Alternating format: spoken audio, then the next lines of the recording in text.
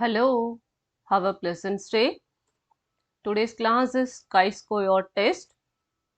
I'm Srimati from Dr. Ambedkar Global Law Institute, Tirupati.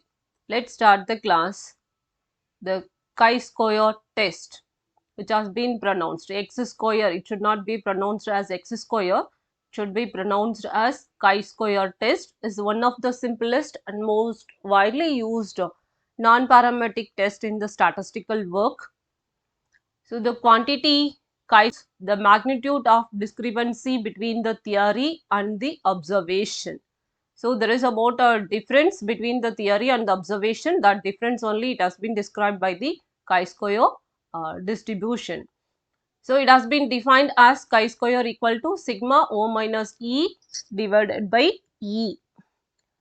So, what it is? Where O equal to observation or observed frequencies, E equal to expected frequency, then this expected frequency can be obtained as RT multiplied with CT divided by N. So, what is RT? RT is the row total for the row containing the cell, and CT is the column total for the column containing the cell, and N equal to the number of observation. To the steps how to calculate the frequencies. Calculate the expected frequencies by using this row total into column total, and then take the difference between the observed frequencies and then observed frequency and the expected frequency, and obtain the square of these differences, that is O minus E square. Then divide the values of O minus E whole square by E expected frequency obtained by the respective expected frequency, and obtain the total, that is sigma O minus E whole square by E. So, this gives the value of chi-square, which can range from 0 to infinity. So, if chi-square is 0, it means that the observed and expected frequency completely coincide, and the greater the discrepancy between the observed and expected frequency, the greater shall be the value of chi-square. So, the calculated value of chi-square is compared with the table value of chi-square for the given degrees of freedom at a certain specified level of significance.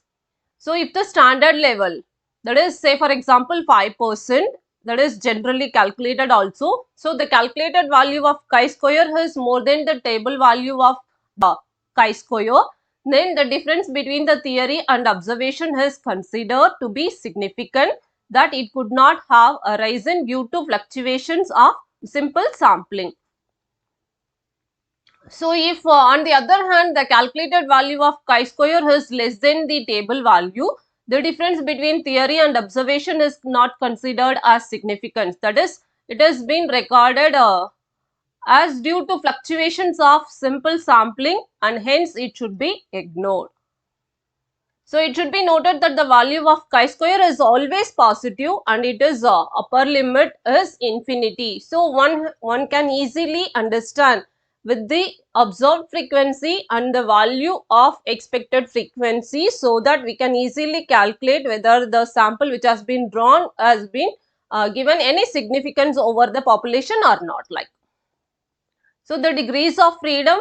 So, while comparing the calculated value of chi-square with the table value, we have to determine the degrees of freedom. So, by degrees of freedom, we mean the number of classes to which the value can be assigned arbitrarily or at will without violating the restrictions or limitations placed. So, it can be taken at their own will, or it can be taken with the number of classes which has been given in the table while calculating the expected frequencies. So, this is about our degrees of freedom, and we can pronounce that as nu. So, that is equal to n minus k.